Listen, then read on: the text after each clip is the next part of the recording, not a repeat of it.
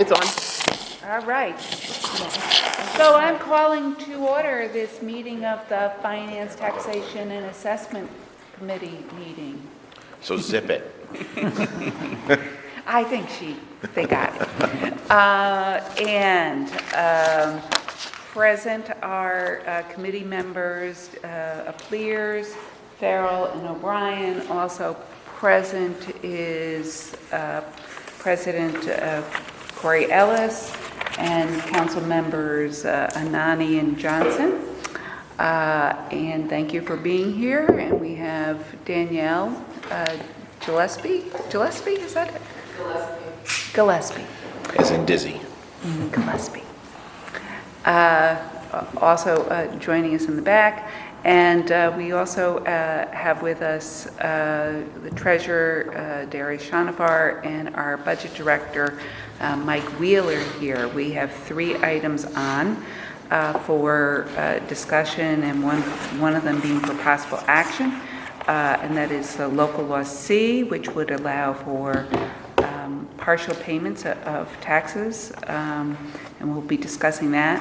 We also have the second quarter report for 2019, and then we also are going to have a discussion regarding budget development and where the administration is on that, and any thoughts, with council members sharing any thoughts for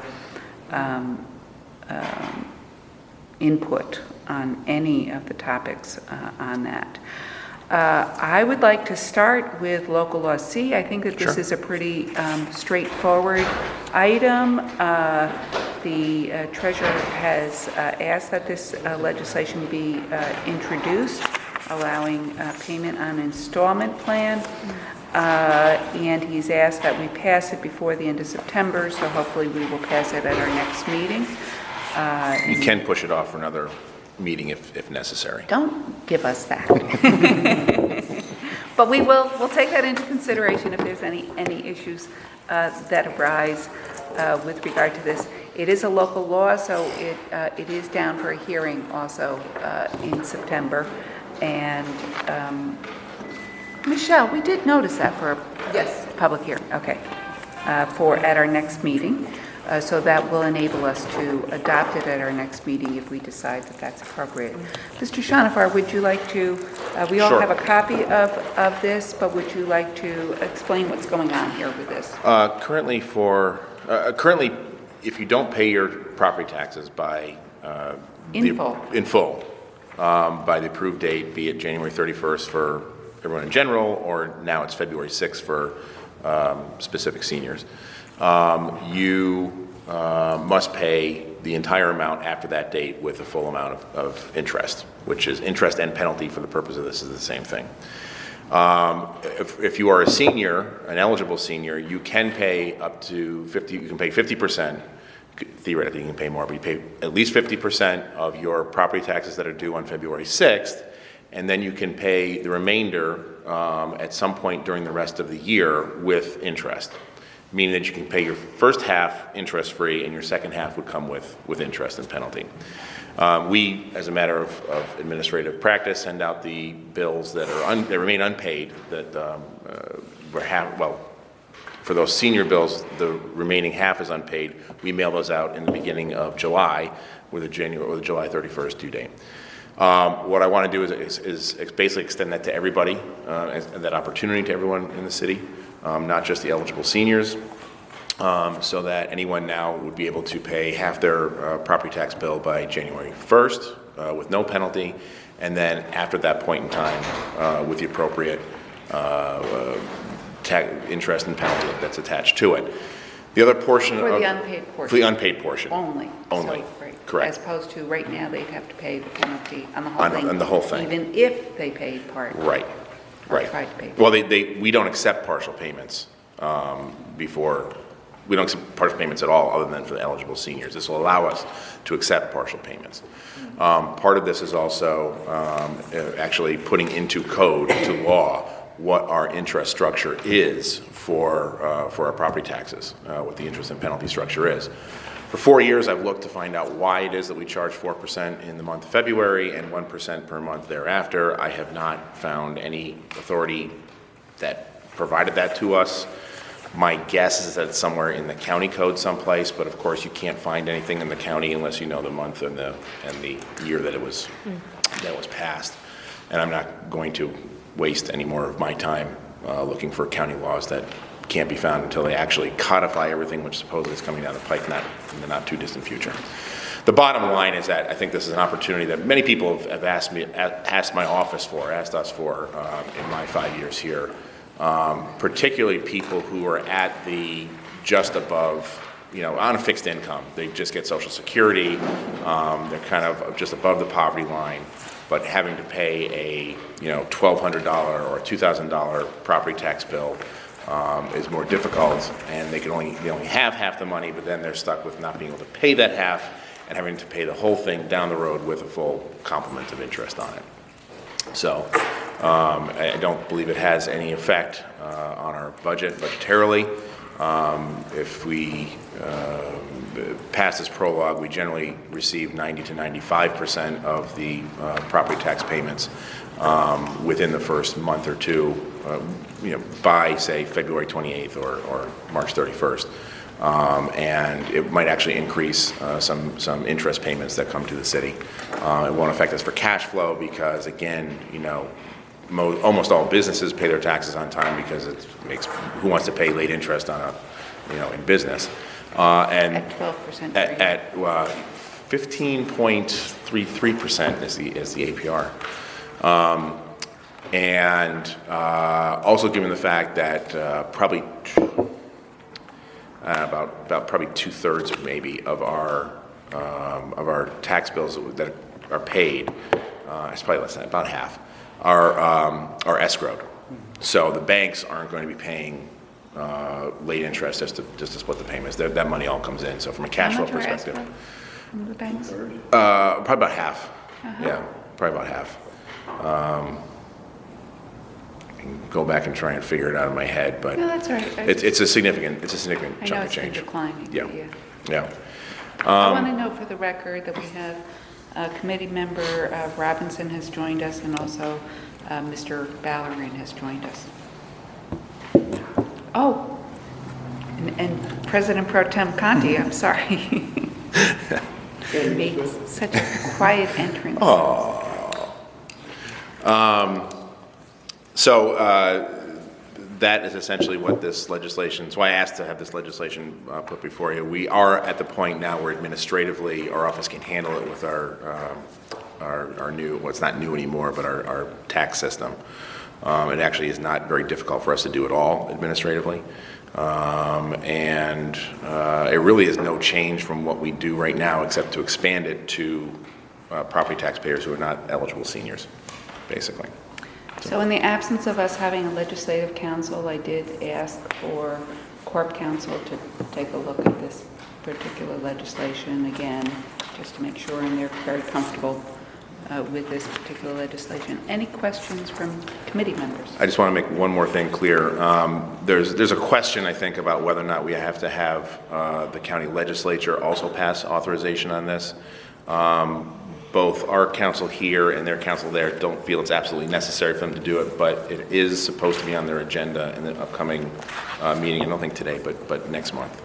And that would, kind of seal off any question of whether or not the county authorizes this. They feel it's just essentially a prerogative of the locality, the municipality. And that is relevant, especially to the fact that we collect their taxes. We do, yes. And then turn them over to them and turn over the uncollected taxes to them for collection at the time we give them their money. Okay, any questions from committee members? I do, just a point of clarification.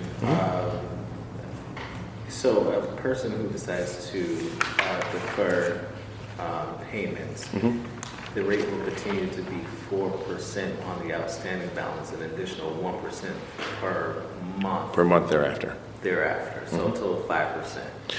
Well, if they pay in March, it would be 5%. If they pay in April, it would be 6%, 7% in May, and so on and so on. It's 4% in February, and then 1% in March. On March 1st, it goes up 1%. On April 1st, it goes up 1%. On May 1st, it goes up 1% more until the end of the year. Oh, So all told, by December 31st, if you haven't paid your taxes, you will have accrued 14% in interest. And that's before we send it to the county, who tax on 5% on top of that, and then 1% per month thereafter. So this is something to help people who have cash flow issues, but it's not necessarily recommended for people to, if they have the money, to, to withhold or to make a partial payment on it. The people who avail themselves of it right now are the eligible seniors, and there's probably 200 or so every year that do. And they pay their first half by February 6th, and say your tax bill's $1,000, they pay $500 on February 6th, and then sometime over the next several months when they get the money together, they pay that $500 plus 4% on, if they pay it in February, plus 5% in March, 6% in April, and then we send out another billing in July, and that's pursuant to authorization the county had provided 25 years ago. So that's why that structure is in place with the mailing in July. We also do now send out bills again to everyone who is delinquent in their taxes. We had not done that before I got here in my office, but we do now, and we do it usually concurrently with the senior bill that we send out in July. okay. And it has helped, I think, in getting a lot more payments. We've been far ahead of where we've been in the last 3 or 4 years ago. Any other questions payments. from committee members? I have a question. Please. What's the percentage of seniors who actually default and are unable to pay? I don't know. Basically what happens, right now, we're at a point where we have about 2,000 bills that remain unpaid at the end of the year, out of about almost 30,000. I don't know which ones are which. My experience says that most of the seniors who don't pay, so at the end of the year, if there's a senior bill that is split and it remains unpaid, usually it's because the senior is not with us anymore. Okay. But I think most people tend to get their tax bill paid, and even if they don't, they deal with the county after that, and if they really are in a situation where they can't pay their bills, then the foreclosure process begins at the county. But I wouldn't say it's that large a percentage. Would, just thinking, since you're proposing to open this up to everyone, and I think it's an excellent idea, I'm thinking, would it be ideal to leave the amount at 4% for seniors instead of tacking on the 1% every month thereafter? It's required by state statute. Yeah, Is it there is a required? requirement. Our specific structure is not necessarily required, but you do have to pay a penalty. Right. And administratively, we can't break up that penalty differently depending on the class of property or person. So if this was to be a blanket benefit to everyone, then you could not make. I can't carve out a special, and I think it's actually unconstitutional to carve out a special class for penalties on interest. Okay. I'm not positive of that, but I do believe that's the case. I think it's a good idea. Yeah. So legislation says in no event will be less than 12% per year. Just want to, Yeah. Yeah. I think that's the floor set by the state. right. Yeah. Right, and then 24A. Any other questions from anybody? Do I hear a motion? So move. Second. Moved by Plier, seconded by Farrell. Any further discussion? The motion is to move local law C as introduced out of committee with a positive recommendation. All in favor? Aye. Any opposed? Any abstentions? That carries. I actually meant to ask if there was any public comment on that. Brenda, are you? I keep on forgetting that people Hit me upside. All right, we're going to move on to the second quarter report, which everybody was provided with a couple of days ago. I'm noting that, there's some good news in here and that the sales tax continues to be ahead. And if we continue at the rate that we're going, it looks like we would be a little over $1 million, maybe $1.2 million. And usually the fourth quarter is a little bit better, so that's good. You are correct. That's an increase, 1.2. Increase over budget. Over budget, yeah, because right now it is about 600,000 over budget. I want to note for the record that Councilmember Fahey is here. I also note that for sales, there's an increase for 284% over budget, and that is mostly due to the sale of the Queenan's property, which is another essentially 660,000. When was that consummated? The state now? Yeah, the payment came through 3 months ago, Okay. 4 months ago? For 600,000? No, 8. No, it was a little more than that. It was more, that was what we expected, but the Yeah. actual purchase price was more than that. Oh, good. And I note that this does not reflect the poly payments, right? Does not, no. That just Okay. came in a couple Right. weeks ago, so. Which 839,000. I appreciate the advocacy of Mr. Anani in rattling their cages, and it actually was fruitful this time. Rachel McEnany was quite instrumental in actually getting a commitment. Oh, great, Yeah, quite instrumental. great. So it looks to me like we may be ahead of budget by about 3 million, but then there are higher disbursements in the non-personal service end of things, and we are being significantly challenged with regard to overtime. Mr. Shonafar, this is your report. Those are just a couple of things I was noting. Is there anything that you You've would... covered most of the big points. Overall, we're looking pretty good. We're financially stable still. Things have largely come in. Not a lot of unexpected issues. I think you've hit on sales tax, and there is a strong likelihood barring a economic downturn, although it's looking increasingly unlikely to be relevant from our budgetary standpoint. But sales tax, I think, is looking to be strong for this year and could be fairly significantly over budget, according to the numbers that you were talking about.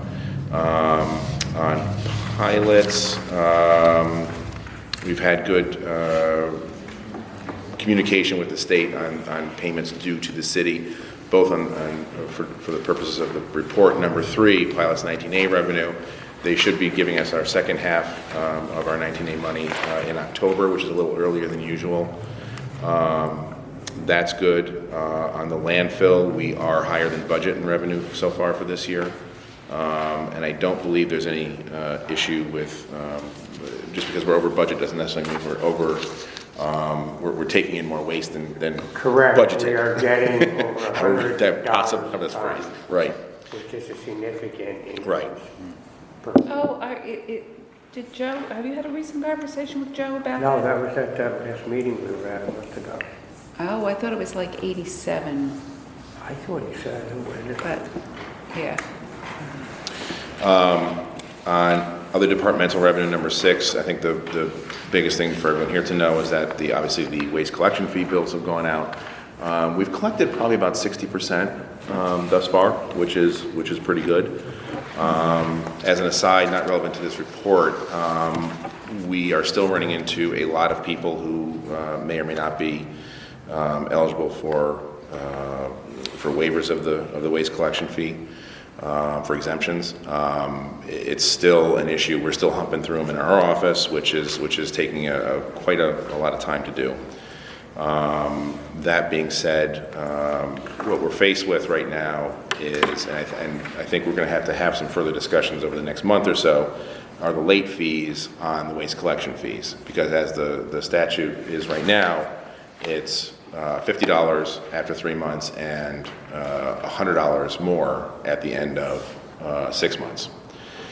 Having a $150 late fee on top of a $90 waste collection fee seems a little bit exorbitant to me. We are It not. always has to us, most of us. Well, I think what we're facing now is what we were not facing in the past 3 years. Is that these are not going necessarily to a lot of landlords. They're going to actual individuals. And obviously the reduction in the waste collection fee also is a reality to this. So I think that's something that we got to talk about over the next probably during the budgetary season or what have you. We have not implemented the $50 late fee yet. We're not going to. We're going to put it off as long as we can. And I would suggest, actually limiting it to $50. And I think we're also going to have to take a look at, and this is something that we're going to be taking a look at over the next 2 months, really, where we are at with the payments and the exemptions and working with the state to figure out just who the hell actually is exempt from this under the Enhanced Start program, because once the state took it away from out of the hands of the city, it's made it exceptionally difficult for us to keep track and find out who is actually eligible for the exemptions. So we're working with the state, and they've been decent, but they have their own issues in getting all this together.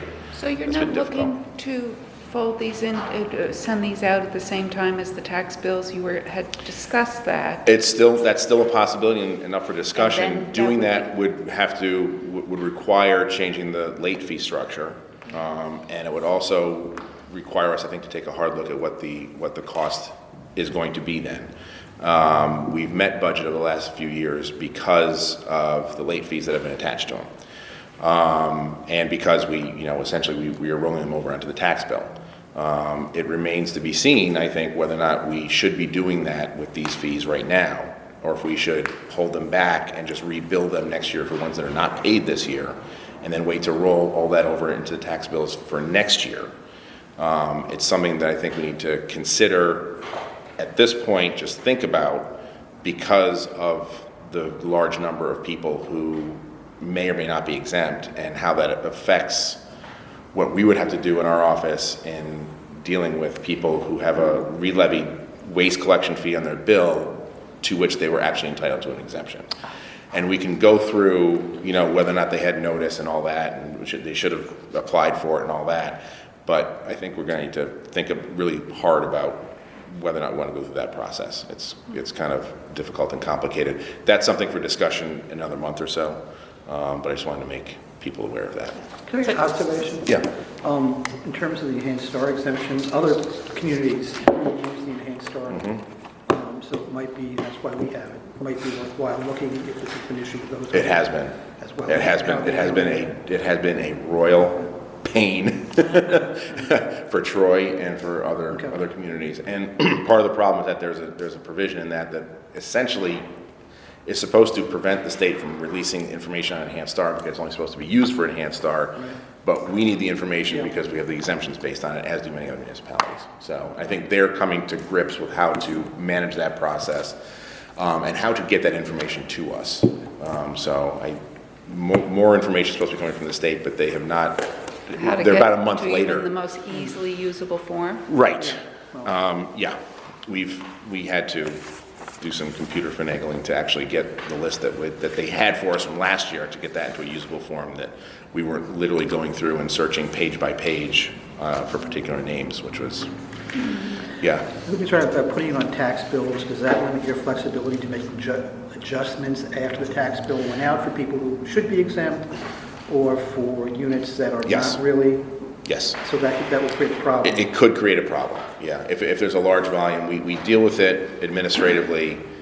As of right now, there are some cases, sometimes with water bills that accidentally went on bills that were actually paid, things like that. But if you're gonna get into a volume of 1,000 waste collection fee bills that should have been exempt, that's gonna be an administrative Right. difficulty. That would seem to be Yes, an argument against doing that. yes. So we're keeping a close eye on that over the next month to see where we come in. And we are going to be doing another mailing of waste collection fee bills, just to provide people another opportunity to pay without having a late fee attached. And to let everybody know that basically, because we're gonna have to close off payments in very early November. We normally do that in preparation for rolling them over into the tax bills. So we're probably going to do something along those lines to prepare for rolling them over into the tax bills. Whether or not we actually do would be a different story. So you're saying the rental properties, those landlords are paying the bills? These are more No, residential? it's still the same. I'd say it's probably still the same with the landlords. I think for some of the landlords and for some people, there is a strategy of, I'm not going to pay my waste collection fee bill, so it does end up on my taxes, so I can take it off as a tax break. Oh, Yeah, so, I think a landlord may not have to do that necessarily, but private property, homeowner, arguably could, it's something that, whether or not it's actually legal to take that exemption or not is a different story, but that's certainly something that people seem to think. Some people do. But the landlords in the past who weren't compliant with it, so it's easier for them, and they have more of an obligation to actually pay the waste collection fee, I think, than just a regular homeowner, I think. And the late fee cost is not as big a percentage of the overall cost of the fee itself, but it also is a real deterrent to actually waiting and not paying the fee. At this stage of a $90 waste collection fee, a $150 fee on top of that is pretty exorbitant. yeah. So, who's waste collection feed out? I Okay. am. Me too. Just on intergovernmental revenue, the markets have been quite different than they have been over the last few years, so we're seeing more revenue from interest on our cash balances. This is for monies that we have on hand. It does not count for the capital interest, but that has also increased as well. Fines and forfeitures. We expect that to largely even out over the course of the year. That's number 8. Same thing for license and permits.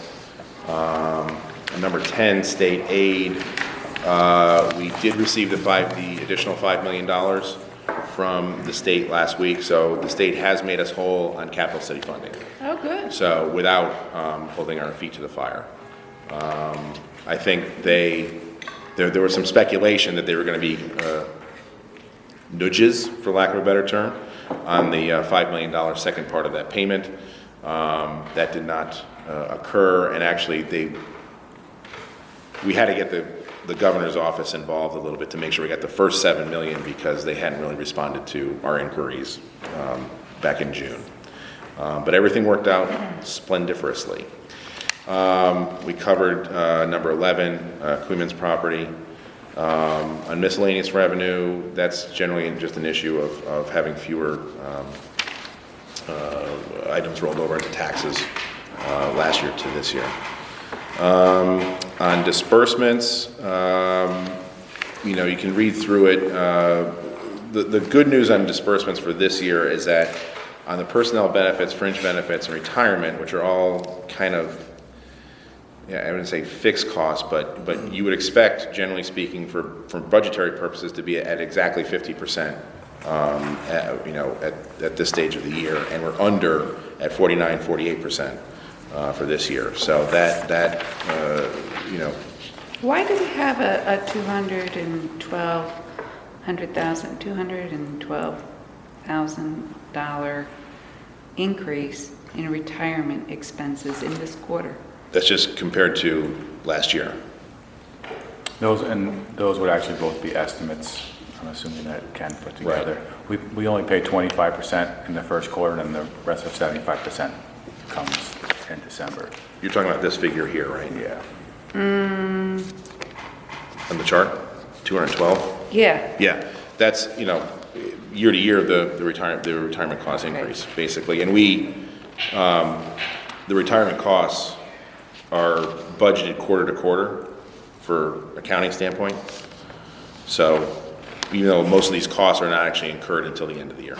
okay. And still under budget because we did factor for at least, I think, a 4% increase in there, so we're still within budget for retirement. When do the new rates come out? Just got them today from Ken, another 3% increase. But the amortization is disappearing and getting lower, so we don't even have that option with the ERS, and then police and fire, we still have an option, but their actual retirement has gone up some. So it is, so together it's about another, I think it's 2.8%, roughly. I haven't gone back through and crunched all the numbers, just looking at last year's to this year's estimates. So it's about a 3% increase. And there's a 3% increase in the rate, or is there a 3% increase in in our total? That's what I need to go back and I just saw them like a half hour before I came up here, so I need to go back and look at what's driving that. Because a lot of times, Because I would have thought that retirement, because we do this 5-year average, I think, kind of what the stock market returns are or something like that, and I would have thought that the stock market's generally been doing fairly well, so that would continue to reduce. well, the big difference is there's no longer that amortization option under the non-fire and police. So that allowed us to decrease it And when did that drop out? just this year. But we still have an option on fire and police, but I think this might be the last year, or 21's the last year of that. So that's what really is driving the increase. It's just a lower amortization total. But I still have to go back and see. In past years, they've overestimated the size of our payroll. There's been issues that have been wrong, so I haven't had a chance to really scrub that yet. So Right. I'll do that Okay. tomorrow. The other thing I just mentioned, the non-personnel spending, we're at 53% for the year, and it's fairly more significant than 12.8% increase over last year. That's due to the first round of 2018 bond payments, and that will even out over the course of the year. Barring some other increases in costs elsewhere. But we're largely on budget to this point. So, I don't know if you want to go over, salaries, overtime, and all that. Yeah, Let's open up for questions. Sure. from, Committee members now. so you're noting that personal service costs are currently below budget for 2019. Right. I'm assuming that's because of vacancies?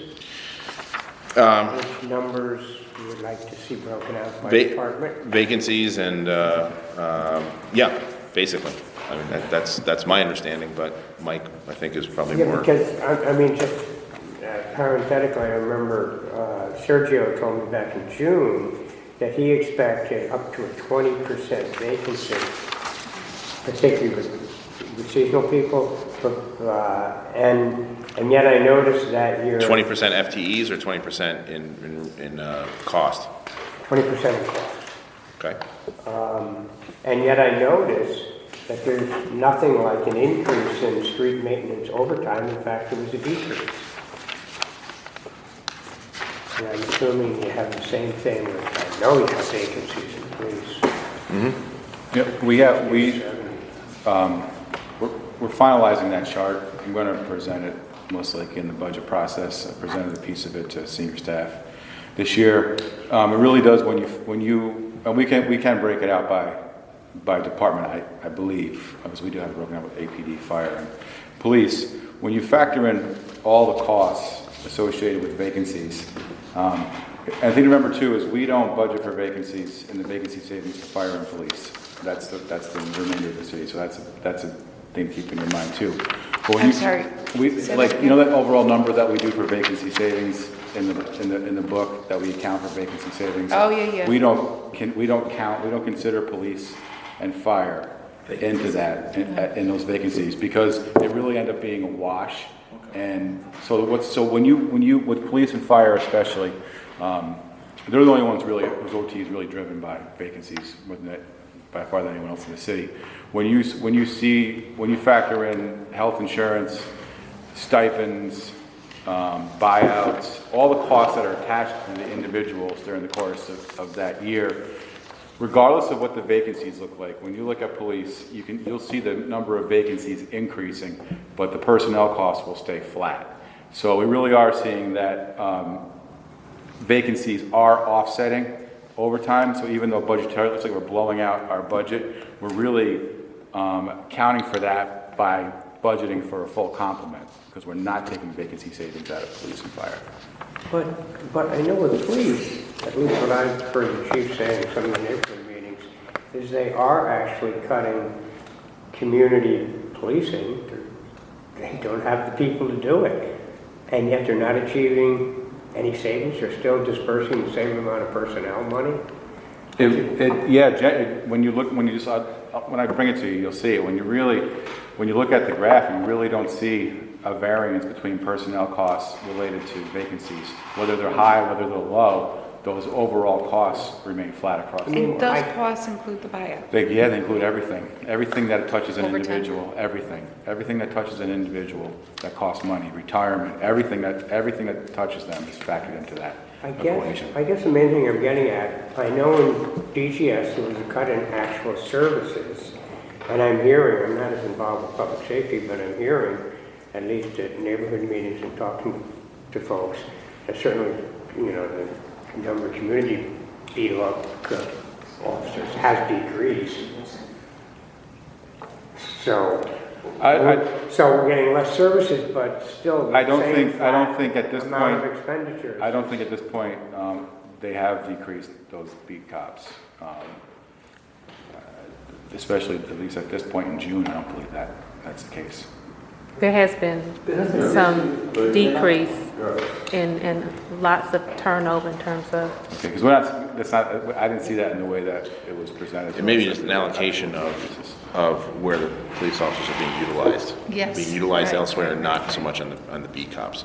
Just a guess on my part. If I could jump in the second ward, they have never replaced Officer Sturgis. So every time that the chief comes to a community meeting, that comes up, and he says that they can't fill that position because of the number of people that they're down. Okay. So, this has been almost 2 years that we haven't had a beat officer in the PM. So what they have been doing is having Schultz work, giving them some days off in the day, and he works at night. But pretty much one person has been manning that position. Maybe they're down people, but not necessarily down the shifts. Then they're still accommodating for those same shifts, which that does create overtime. But just kind of give everyone a heads up. We are currently negotiating for a building that's going to allow us to train between 40 and 60 officers. We're hoping to get that first class done in February. So if we can get 2 classes done in 2020, we should bring the numbers back up. Retirement should slow, as most of those eligible have left. So those numbers should come back to more normal numbers during 2020.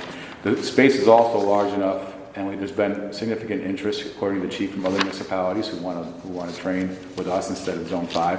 So it may actually turn into a revenue generator for us as well. It also is going to help accomplish moving the detectives up to Henry Johnson and some of that admin staff out there, so that they're not down in South Station, where there's been some concerns about the conditions of the building. So there's a lot of wins with this building. We're going into it now as a lease. The owner is not ready to sell at this point, but we do have an option to buy after 5 years. Can you say where it is? Yeah, it's on Washington Ave Extension.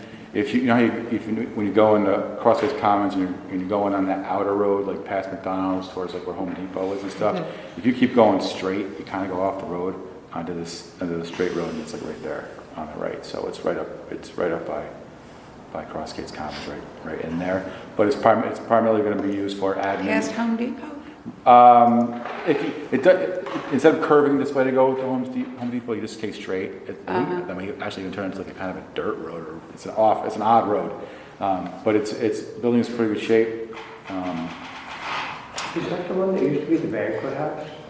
No, it used to be medical offices. St. Peter's and Albany Med used to have medical offices there. There's still a doctor there. It was actually Dr. Belmonte. He used to be the city physician. He has. We have the city physician. We used to, and back in the Corning days. Yeah. But so that space we're just started negotiating a lease now. We expect to have it hopefully signed by the end of the month, so we can start doing construction in October to get them ready for a February class. Great. So. Great. Other questions from committee members? Mr. Robinson. Question. Capitol Hills, they're basically halfway with their overtime budget, 49%. Thereabouts. What's the reason for that? I don't know. Frankly, at this stage of the year, that's to be expected. Budgetarily, I don't particularly know why they have the overtime there. If it's certain golf terms or something like that, but at least they're on target budgetarily. And they're not as opposed to some other departments. It's a seasonal overtime, so you will see a spike during the golf season, and then you'll see that come down. So traditionally they've spiked a little higher they totally spiked in the summer due to it, and then in the off season it comes down and levels out. So it's never really been a budgetary issue for the overtime. Gotcha, and that's like city staff paid by the city that works there, the golf course.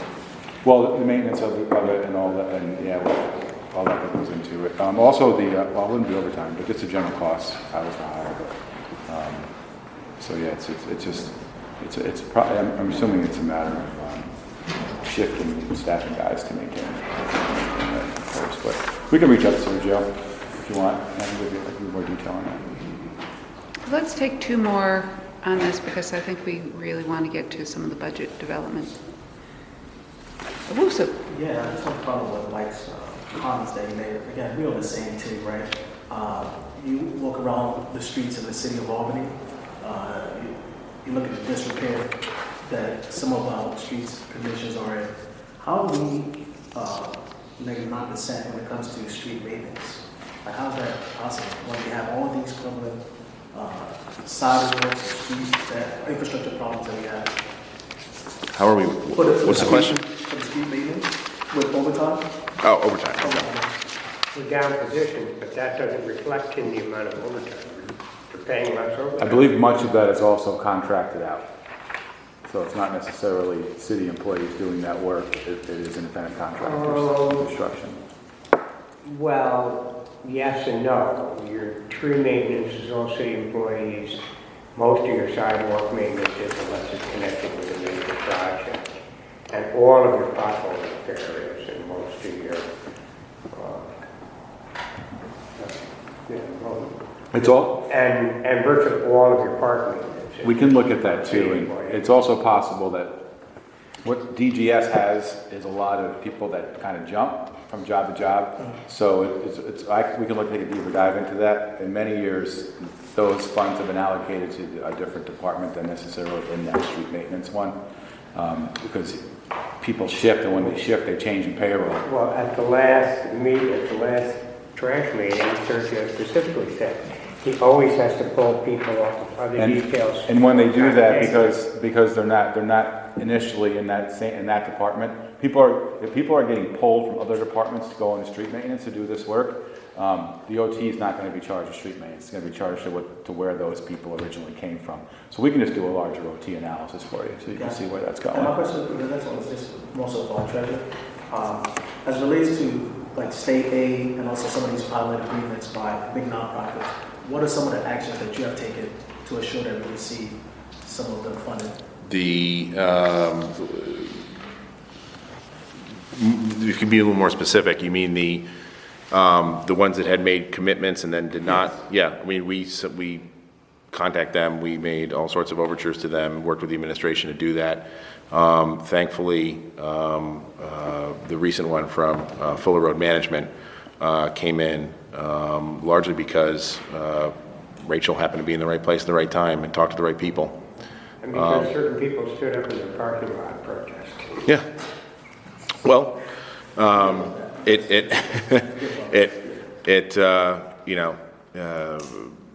they did, however it came about, they decided to do it. And we had, What do you do as the treasurer?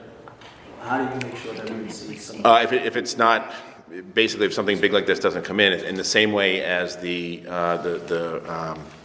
capital city funding, if it's not coming in, then I contact directly, whoever needs to be contacted, or whoever I can contact, or work with the administration to get them to talk to the people that need to be talked to. Do you know whether there's an active initiative to continue that? Because like... Continue the voluntary pilots? Sort of expired right now. We do have a new agreement with the port. We are looking to continue with the Med Center, and certainly now it's SUNY Poly seems open to continuing with that, so that will all be part of the process. I'm not necessarily going to budget for it because we know how that goes, but there is a commitment to get them on deals again. But for budgetary purposes, we're going to be conservative like last year, because we do expect commitments, but we can't. I don't feel they're not legally enforceable. You're right. So there's only so much you can do. Budget for it. So if we can get something in writing, which doesn't always mean anything. It's a real either, challenge. Yes. What do you do? What do you? Because if that's income that you're going to have, then you shouldn't be increasing taxes, or shouldn't, you should use it to restore your fund balance. That's the big thing too, but there's a big thing too in the we're almost all the way there. in the tax levy. Your voluntary pilots contribute towards how much you can and can't raise your levy against the percentage increase. So if they really nail you, you have a lot of, 1 year you'll be very tight, next year you'll be very loose. Right. It causes a lot of inconsistency on what you can actually do with your levy because of it too. So it's all tied together, which is why I think it's just prudent to be more conservative and not, even if you have verbal commitments, I'd rather just err on the side of caution and try to make it work without it if I can. And then if we get it, then, obviously both are building our fund balance or selling contracts or, maybe move some of the stuff we traditionally bond for into the operating funds or a one-time, stuff like that. So it's really, it's kind of how we're looking at voluntary pilots. We're not going to get all excited and all of a sudden budget this large number again. We think it's going to happen again. We need some sort of written statements and some consistency before we do that. With that said, I would like to move on to the discussion about the budget, unless anybody has any pressing. Two more things. One is that while we're financially we're in good shape budgetarily, but cash has been a little bit of a crunch, largely because we front the water department money, and they have not been as able to reimburse us as quickly as we would like. Because of reimbursements from DEC. So that has continued to be an issue. We're watching cash closely. There remains, even though we're in decent financial shape overall, there still remains a possibility that we may have to issue short-term debt towards the end of the year. Oh, really? Yeah. So with you saying that we got the rest of the capital city funding, I thought, okay, so that eliminates the likelihood that we'll need to do that. It doesn't eliminate the likelihood. It makes it far less likely than we would have earlier, but... Why would we do... it's what we do. Why would we do it as opposed to the water department? Why not just have them? Because then... That is something that would be up for discussion, and figuring out how to do this, I think, is a very good question to ask. I think it's easier for us to rather than the water department for a whole host of different reasons, but we hope we don't have to get to that point to begin with. The other thing, and this is information that is not publicly available yet, although it's not exactly secret or anything like that, the State Comptroller's Office did provide the preliminary fiscal stress score for the city, and we are down again, which is good. Our score down means good for the city. So we're now not in significant fiscal stress. We are susceptible to fiscal stress. The biggest issues, and I have a couple of copies here if people want to see them. Susceptible because we don't get the $12 million. Well, that is absolutely Then we're right back. that is absolutely Significant. absolutely true. And I can give you a couple copies each to look at. It's not for public, it's not for release to the public yet. The controller's office will do so over the next couple weeks. But again, it stresses again that fund balance is crucial to our fiscal stress score and our fiscal health. It makes up more than half. Where is our fund balance now? About 9.1. So we're in good shape. 9.1. Yep. Yep. And Should this year turn out to be good, that money would essentially be going to the fund balance. And, if it's 1, 2, 3, 4, that would be very good for our fiscal stress score and for our fiscal health overall.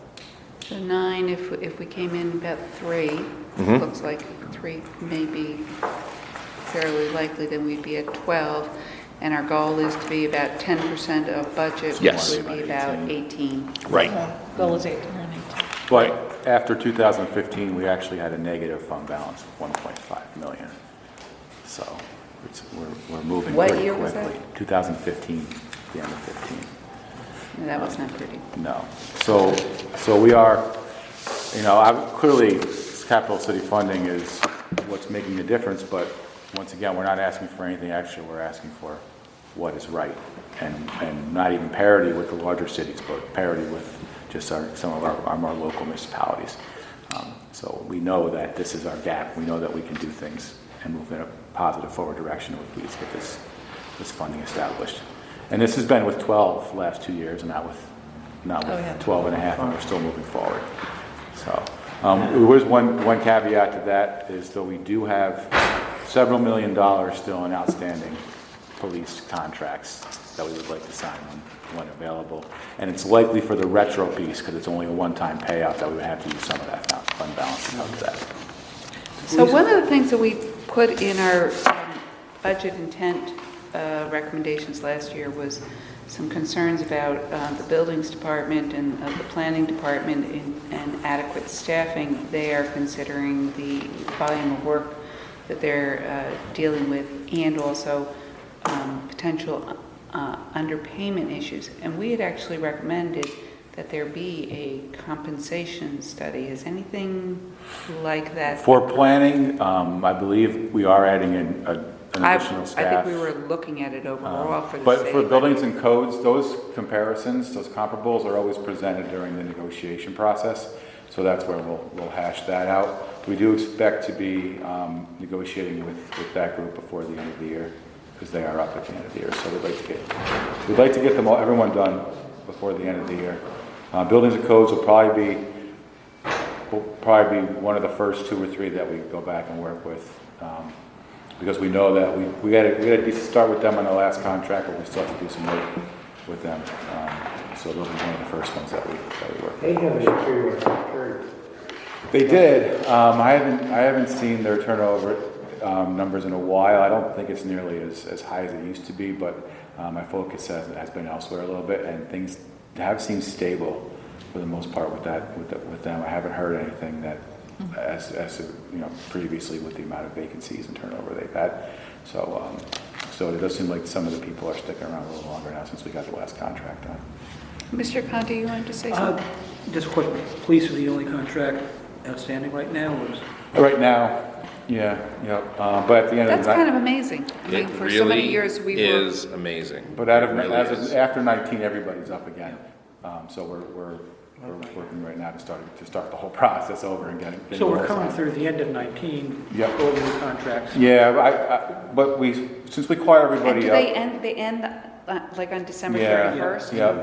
they since we caught everybody up, we don't have to negotiate and worry about paying for all that retro. We can just offer percentage increases and just move forward. So most of these really should be pretty. I'm anticipating a lot of this one-day negotiations and getting them done quickly. So once we get rolling, my time's a little limited right now. So obviously after October 1st, we'll get rolling on working with all of them and get them on. Oh, fire's on through 2022.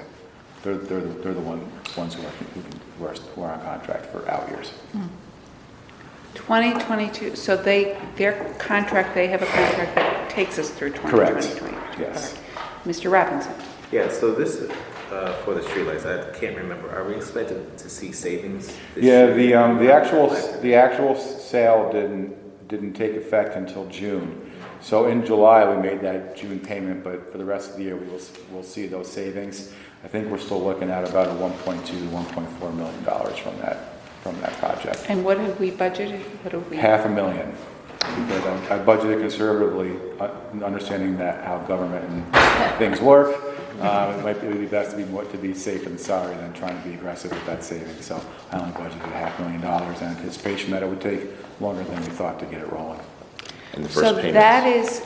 That is mostly the savings that you have built in and are now looking at is mostly as a result of the changes in the service delivery In the what they charge you for maintenance, I believe it was around $3 million just for them to maintain the poles, and then the rentals that are with it. Do we have a contract now for maintenance or just for Yeah, we do. installation? Wendell, who's doing the conversion, is contracted out, but during this process, where they're doing the installations, they're responsible for the maintenance.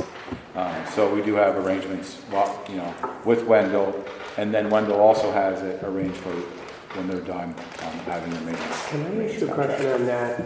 On Verplank Street? I'm sorry, I just want to make sure. I'm not the right guy to ask individual I streets. do want to make sure that Mr. Robinson feels like his question was answered. I did have a follow-up question, which is, so is this the maintenance of the streetlights? Is it, because I know they said that if the streetlight goes down, that they can send a signal to somebody and somebody will then in turn go out and fix the streetlight. Correct. Now, is that up and running? Is that a contract company or is that the city? I believe that Wendell is handling any issues we have where there's an issue with the streetlights. Yes, So that the should be automatic, the right. smart nodes, they're in the process of installing them, and that's going to be generally, it was anticipated that was going to take about a year to get. Because So those we weren't will- at the we'll- same time, were they? But Have you budgeted any savings associated with the LED, the savings with the energy? Yeah, that's all based on the cost analysis that we had with the energy savings. By the end of the year, as well. how much of the city are we going to expect will have been converted to LED? Do we have? The map now has us about maybe 10 to 15% done. We have that progression. Wendell just reported to Chris just did a presentation to senior staff, so I can talk to the mayor's office. Mr. O'Brien. You guys see that. Can I ask you to give me a specific contact at Wendell, because we have a situation on Verplank Street where a whole string of streetlights went out, which means it's probably the underground cable to them, and normally it would take National Grid about 2 weeks to fix that. This has been out now for at least a month, and the people are calling me and asking me. I called Ray Joyce and said, oh no, that's not now.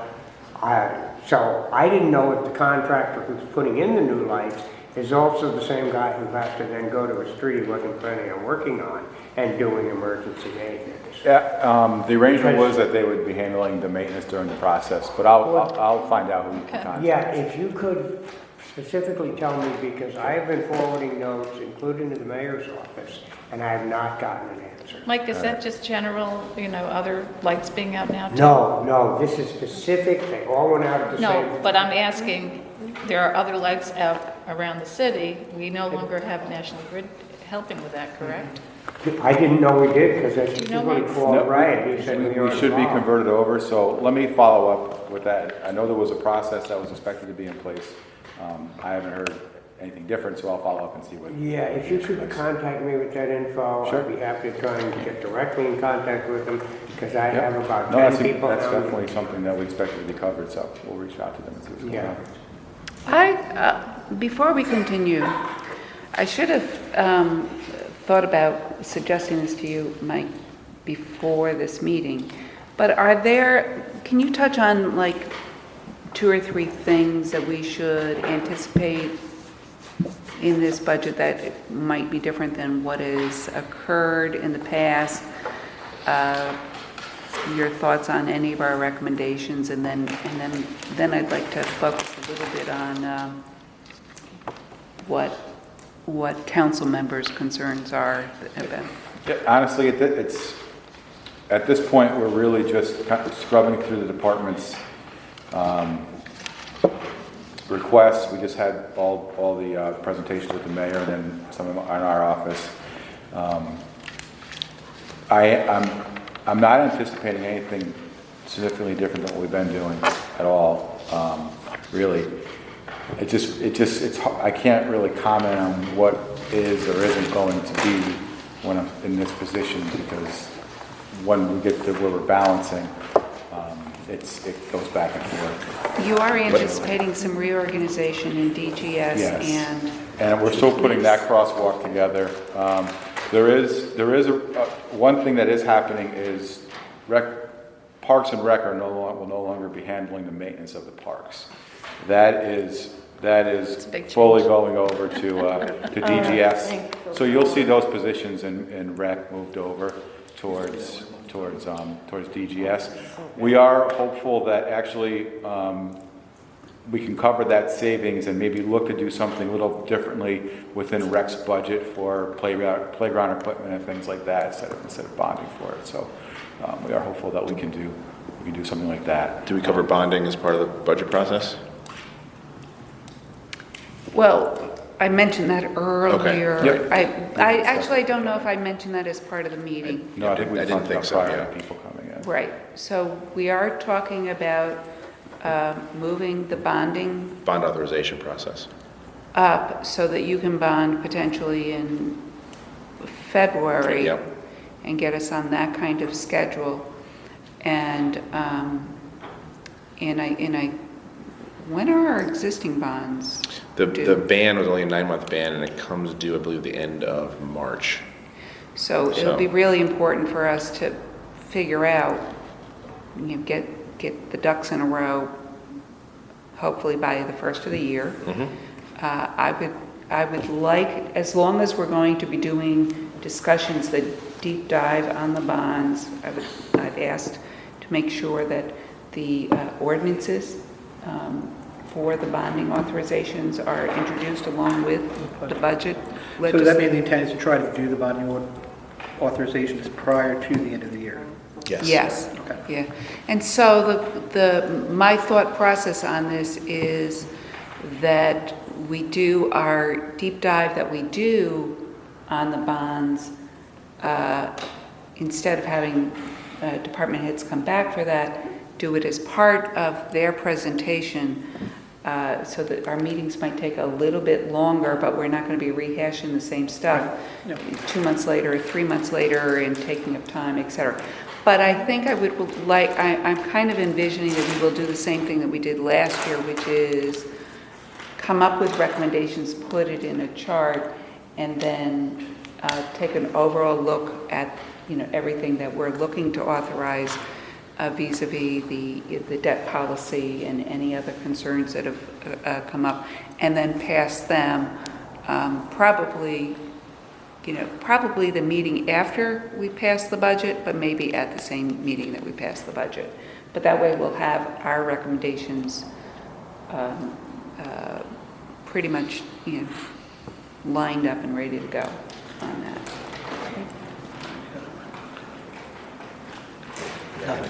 I'll see you up there. that's right. You're coming. I'll see you up there.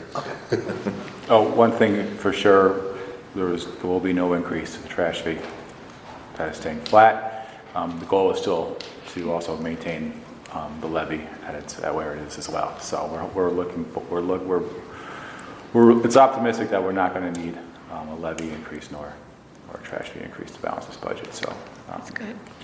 yeah, What So- about trash so- fee reduction?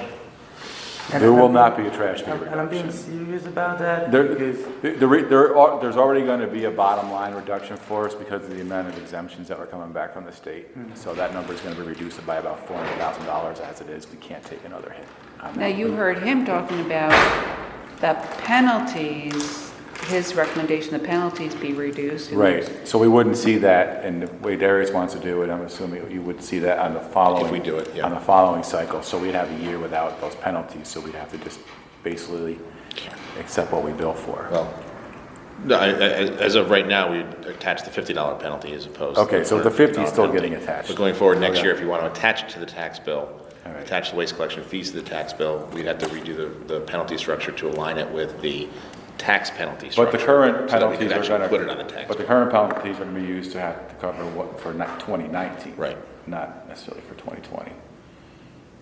So we are gonna be Okay, reducing so that. for 2020, I think here, so you're looking at having the curbside waste collection fee be $90. Correct. Per unit, and you're looking for the late penalty to be what? That's up for discussion as opposed to if we just have a $50 late penalty or if we do it as But he's putting what in the budget in What terms? gets billed? Just 90? right. Oh, that's what you're putting in the budget. That makes sense. Not, and we're not gonna anticipate any penalties. That makes sense. Okay. All right. Which is wise if you bring on the tax bill. And are you, because- do you know whether or not Corporation Counsel's office is preparing the legislation that goes along with it? Yes, Great. we'll be handling that. All Our right. council will be handling that. Okay, so committee members, what concerns or issues or changes, since we're basically, Mr. Wheeler is indicating that he doesn't anticipate a lot of changes. He's given us that information about the trash fee. The one change I will say is we are going to have an increase in the overall size of the budget. We really would have seen one last year if we didn't have that conversion from bans to bonds that gave us that $2 million basically pickup last year, which will come back into this budget. So I am looking for our budget to probably be somewhere in the 180 range, as opposed to 177, 178. Do you anticipate an actual budget line increase for street and sidewalk repair? Wait, Since we know we're wait underspending just a it. moment. I would like to process what you just said. So it's about a $2.2 million increase in the budget? Yeah, it's all really due to debt service coming back to its traditional numbers. Normally, we received some relief last year that was able to keep the overall size of our budget down and really allow us to have a surplus year this year, but that has to come back to reality now. Yeah, And all the contracts that we This is the signed thing and that I was everything. pointing out to people when we were looking at the Yeah. street light bonding and everything that that That's this gonna- year yeah, is. the 2020 was going to be a Now, tough year. so when that happens, you're not anticipating an increase in the tax levy. You're not anticipating increase in the curbside waste collection fee. So where is that $2.2 million going to come from? Well, we're seeing a pretty strong push for, with sales tax and some of our revenues that have gotten stronger. But there was money in savings that, that I didn't necessarily budget for last year that I'll have to budget for this year. I'm not anticipating 2020 to be a savings or surplus year at all. It's if we have a good year, it'll be a flat year. So you are anticipating some savings from the street lights Yep. next year, It's about but that's probably a wash with your anticipated. It's not a wash. It's actually about a $1 million gain on the street, just the street lighting. If you take it in all its parts on its own, we're going to see about $1 million to $1.5 million overall savings each year, including and above the debt service number. So I am Great. seeing that, but So why then, so is that going to be offset? That's not going to offset the $2.2 million. My thought is it would be a wash with probably anticipated salary. it'll get absorbed. That savings will get absorbed into where we need it to go. Okay. So with the $10 million roughly increase, that's going to go up to about $180 million. Are we going to see any increase in budget lines that really translate into direct services for citizens, such as streets, sidewalks, parks, whatever? Hell shall it's be gonna stay revealed. flat. It's, a lot of that will depend upon what's available when we balance the budget. It's I mean, if you show me where the revenue is, you show me where the cuts are, and we'll be happy to Vacancy apply. savings. That's- Millions, I guess. It's all, but it's already considered. spent on into the- something else? No, it's not money. I would, Yes, it is. It's already. keep an eye on the capital plan. It's what's already baked into the overall budget. I don't see how. We But show it to maybe- you every year. No, we never got the department by department breakdown. No, we used to have that, and we didn't like that. We didn't, and the departments, that was the ERP savings. That was very controversial. A lot of departments were confused by those ERP savings, and they seemed in some ways to be inequitable because one department would have a greater percentage than another department. So what we've done is we've put it into a separate line, right? Correct. So we no longer do the department by department, except for police has their challenge line, which is kind of the equivalent of the vacancy. The challenge lines are really there with police and fire generally because the overall size of their budgets. It's putting the onus on the chiefs to find savings where they need to find it. It's not really my job to say, you need to find it here, or there. But they do have to, there is pressure on those departments to do what they can to find savings each and every year. And, that's really the goal of the challenge line. Do you anticipate bonding to increase since we are not going to be having the revenue for next year, 2020? I don't think bonding will increase based on that, but I do think you should keep an eye on what the capital budgets will contain. I know we have $1 million in authorization left over from this year for streets that is expected to go out early next year, which is one of the reasons. You might do a separate bond for that? No, it's already authorized. But what I mean early next year is getting onto that March to March cycle instead of the June cycle right now. So that plus whatever else I think DGS comes in for. The good news about changing from the June to June cycle as opposed to the March to March cycle, or even earlier if that's what we do, is that enables the departments, especially DGS, to get their stuff together in the springtime and be ready to go, as opposed to, essentially what the net effect of what was happening was that they were essentially bonding a year ahead. Not all the time, not necessarily, but they were bonding a year ahead because they had a plan for what was going next year because the money wasn't available until June, and then and we just essentially got stuck in a bonding cycle left over from 15 years ago that no one ever changed. So we've been trying to change it, and I think we've had some success last year, and I think going forward, I think we're going to be in a much more productive way of borrowing to enable quicker projects and project management. And So I spoke with the commissioner about, I want to make sure, so, in the 5-year capital plan last year for 2020, there's $3 million for streets and roads. And I wanted to make sure that he not only continues that, but he also anticipates utilizing that extra $1 million that was not bonded for this year. Because we really do, I recently did an inventory of my streets in my ward, and I have many that 4 years ago CDTC ranked as a 5, and they haven't been touched Upgraded. or and some of what I'm dealing with are more in the 3 to 4 category, which is completely unacceptable.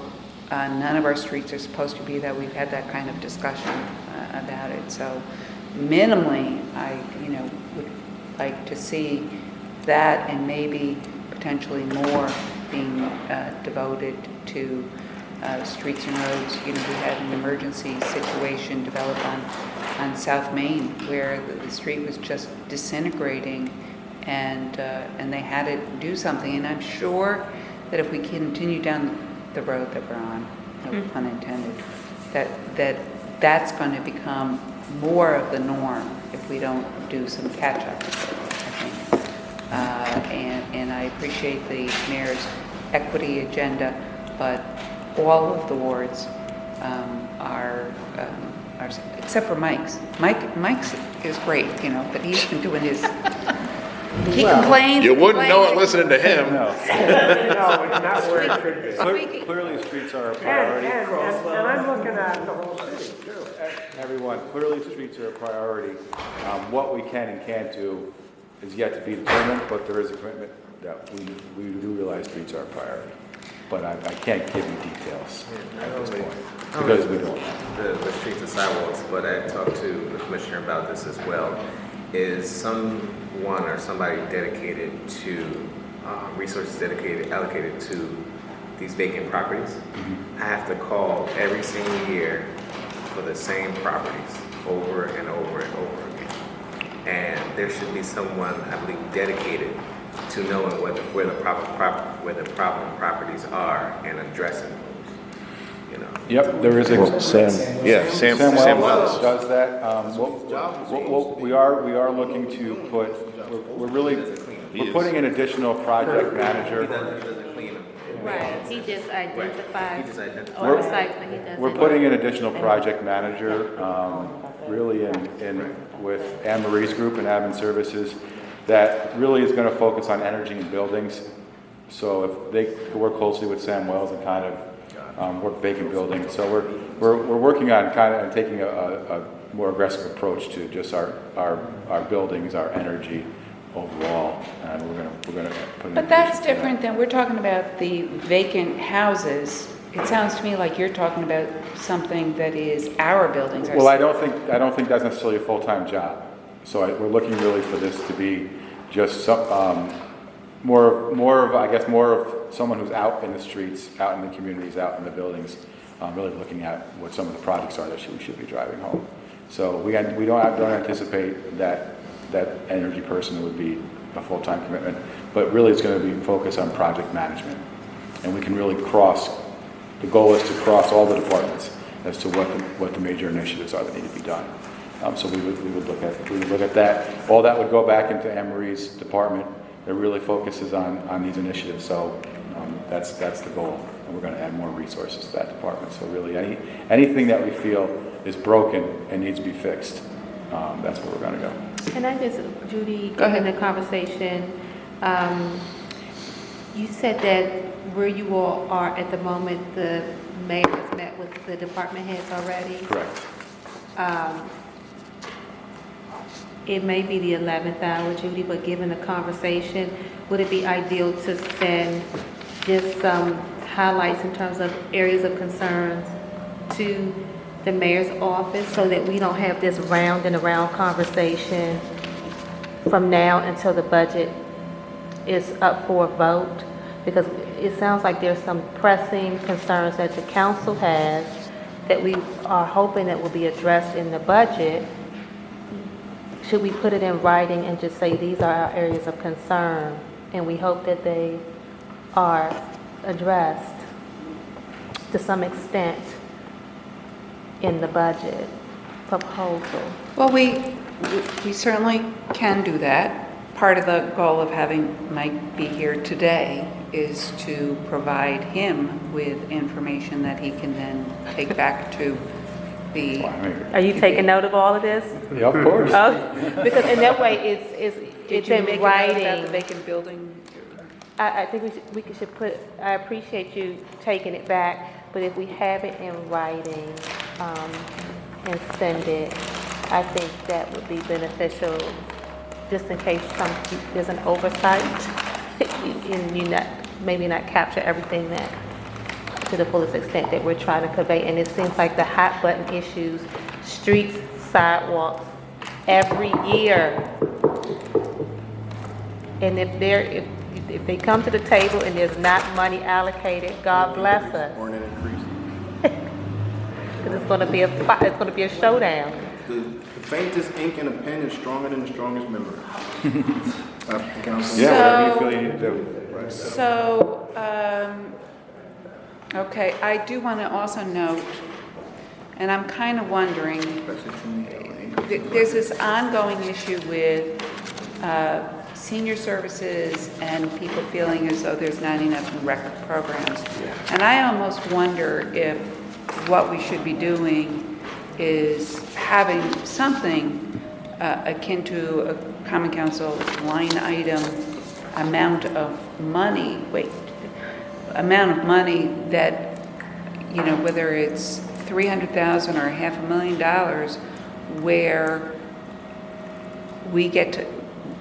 we work with Commissioner Jones on what are our clear expectations for improving recreational services and for seniors and youth, et cetera, as an issue. Can I make a suggestion to seniors? I'm a senior, of course, and I found myself using Colony Senior Services a lot, and I know the director of it. It's actually a not-for-profit, so they are not limited to the town of Colony. Well, she affirmatively asked me, she says, well, what goes on in Albany? I said, not much. I think we have a $26,000 budget to some third party for something under the name of senior services.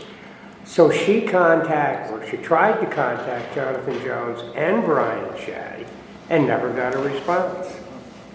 We have 25,890 Yeah. for programs. Which is nothing for senior. So, I mean, here, there is a resource. To join Colony Senior Services costs $25 a year. Not a hell of a lot of money. I mean, I think it's a service that we should look at. Maybe have these people in Colony who are good, kind of like advertise it to Albany seniors. And, you know, maybe develop a site here too. They run 3 sites. So the problem here is, this is only, to a minor extent, it's a budget issue. It really is a programming discussion issue, which I really think that Yes. Jack Flynn You have to and have- that committee should be really, There are certain folks in the administration that yet remain to be convinced that it's a good thing. Yep. No matter how much we talk about it. and again, I want to say, you know, we hear it on the senior side, but we also hear it on the youth side. And people True. are, I'm just presenting feel one. as though, Yeah, agreed. you know, more could be done to engage our youth, Yeah. I think, is, you know. I guess. What I will do, excuse me just a minute. So, Dorsey, I think that you have an excellent idea there. I will put together a couple thoughts, but so I think I should be the person who is transmitting to the mayor's office and Mr. Wheeler something formal. But I welcome Can I say something? an assist on that. So if people, and we need to do it quickly, so if people could get me their thoughts maybe by Thursday and hopefully by Friday, I can get something out on that.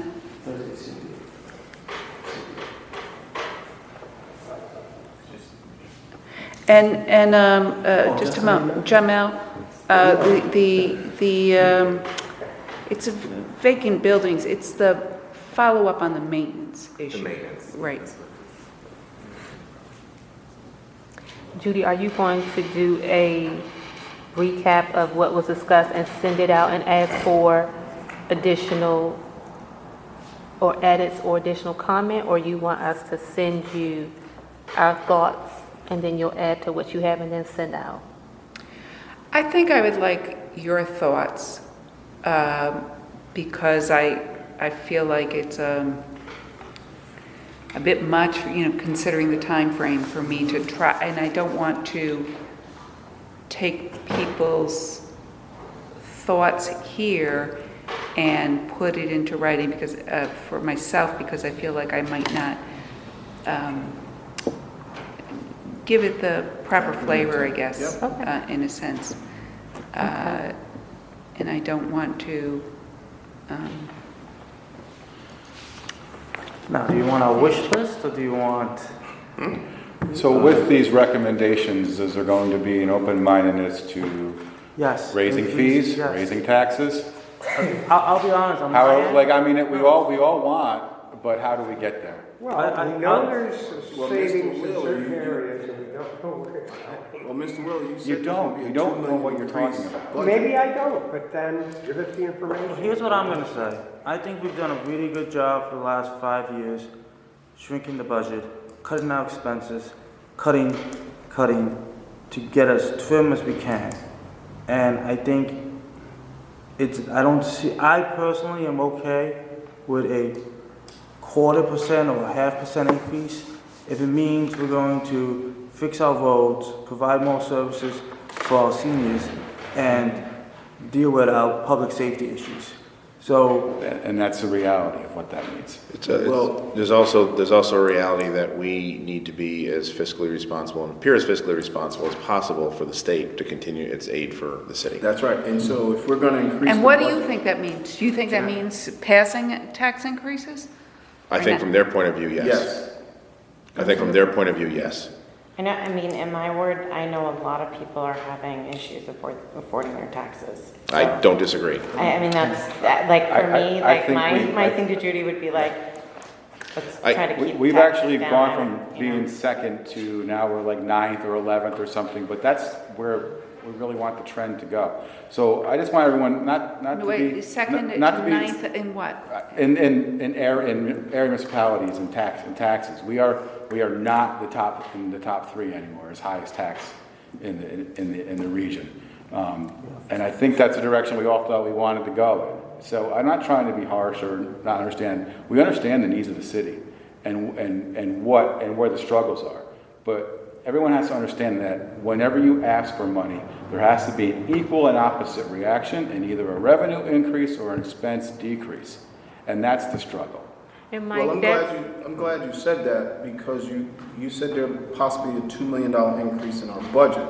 And if that's not tied to services, people seeing better services, these council members are gonna hear the feedback. It's the tough. backlash of it. It's I know what It's I know tied- what you said, but that's not what the citizens are gonna feel to their council members. what When it's you tied increase to budget by is the $2 debt million, service in our And what bonding, services which do we is have? I understand. is generally directly related I'm to. just saying, To services. you can tell us that today, but the perception and reality for council members is you increase the budget $2 million and you didn't add services.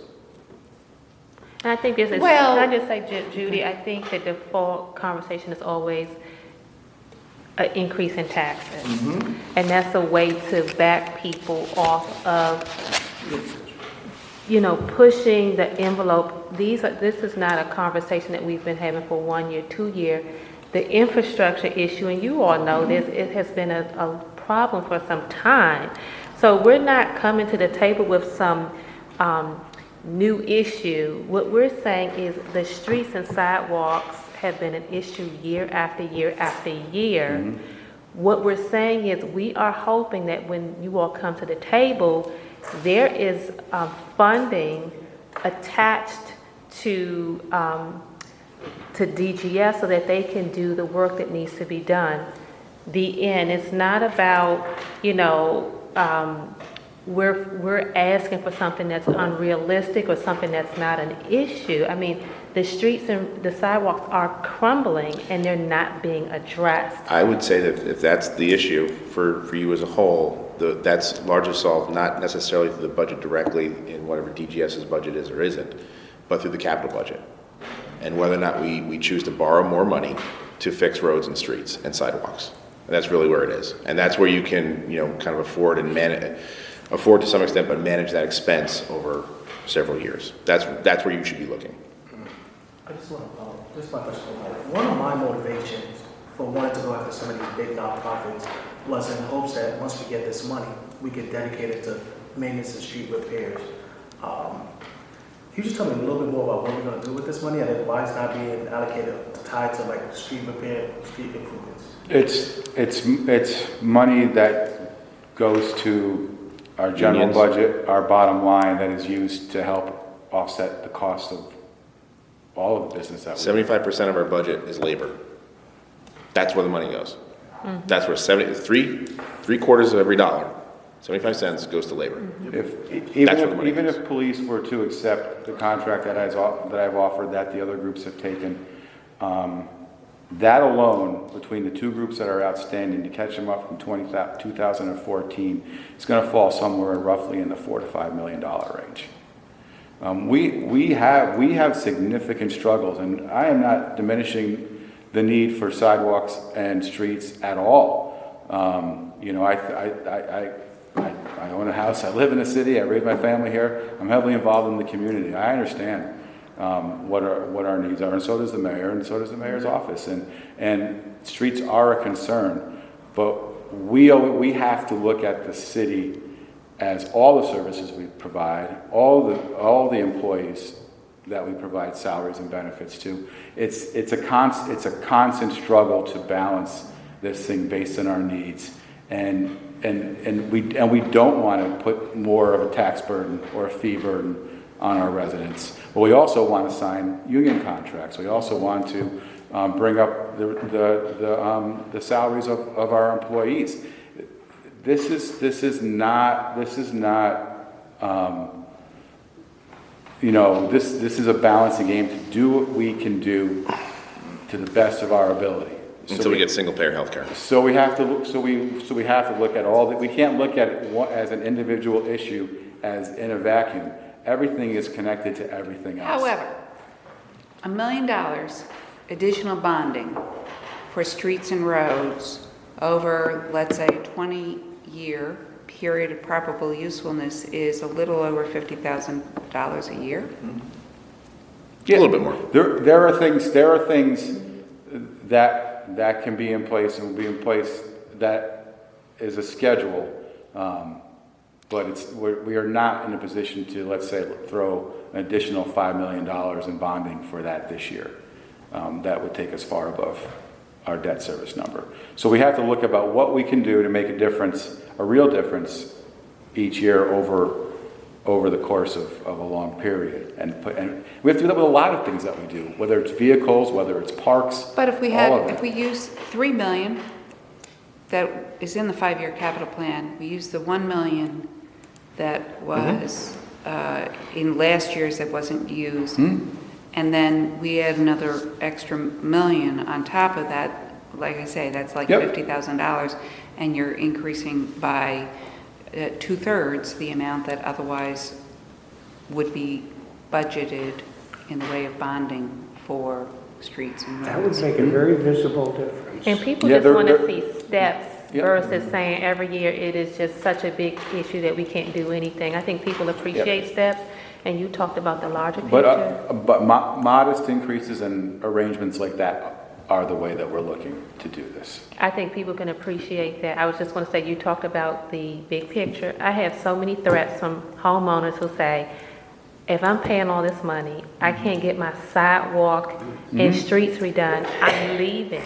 Absolutely. So in the grand scheme of things, if we want to keep people here and continue to grow the tax base, if people don't feel that the city is responsive, code enforcement, DGS, similar to, and I know you hear this all the time, we get beat over the head with it. They're not responding and the issues stay the same for years. I agree with you. I agree with you all 100% on that. I don't necessarily know if, it's throwing more money at it is not necessarily the root cause. So we have to look at ourselves organizationally and how we're handling these. That's a fair So, comment. and that's really the goal of where the next phase of this goes is really getting into our operations and really improving our efficiencies, our responsiveness, and that isn't necessarily throwing millions of dollars somewhere because we think that's the answer. It's really getting at true root causes and affecting it and changes in those areas. Yeah, When but it comes to even the commish said that he's underfunded. Well, every department has. Well, but he's talking the truth. Every department has that. So when it comes to buildings and codes, I continue to be concerned about the level of compensation, and I continue to feel as though if you had kind of like a quick step up to a different level of inspector, you know, after they reach a certain minimal level of competency, that could help potentially with our retention. Yep, and we'll address that. And when we get to and negotiations. motivation for them to, you know, train rapidly, and it's not a fun position. And can I add? Mr. Ballard. DGS is one of our smaller departments. They're our third largest department. Not DGS, I apologize. Codes, I apologize. Codes too. Yeah, you're right, DGS is a lot larger. Codes is one of our small departments, and when we look at the salaries of what some of these inspectors make, $35,000. We understand why there's been a lot of turnover, and we understand that it's hard to take care of a family on those salaries. So, you know, we see that, and you know, that's why we're saying giving them a smaller bump isn't going to hurt the budget, you know, as much as, you know, larger other negotiations that you're working with. And I'm not saying other organizations shouldn't have a larger bump either, but when we're starting some of these inspectors in the mid-30s, Yeah, 36.9 is what they're starting at. I understand why we're losing them. And I understand why we're losing them, you know, to the private sector, and I understand why we're losing them, you know, to other municipalities. So They received, in their first contract, they received a 9% increase overall for that contract. So it was the only larger one for that period of time was for CSEA supervisors who really just had to be pushed up to be above their subordinates. But we do plan on doing something similar with them again to bring them more in line with where the other municipalities are. But that all has to be negotiated. And I know 9% sounds like a lot, but when you're going 9% from a little to a little bit more, you know, that's... Same as contract negotiations. Yeah, well, all I'm saying is, I know you're trying to keep the budget, but I also want to make sure we keep good people, and I also want to make sure when we need to get these properties inspected and we want to get codes involved, they have the manpower and the experience to do it right. And I think, you know, we should be paying people, you know, reasonable to their skills and what's going to keep them here. Do we? All right, unless anybody has a pressing issue that they want to add, what we're going to do is we're going to prepare a memo. I will say that I'm looking at the recommendations that we included in our budget intent memo last year, and I will share that with people because I think that that's a good starting point for us, and maybe if people want to then take that language and add to it in some ways, and I might provide a little bit of an outline of what else was discussed to look for people to help me embellish on our concepts and what we want to be saying. I thank you, Mr. Wheeler and Mr. Shanafar, for being with us today. Before we close, I do want to see if there's any public comment on this. And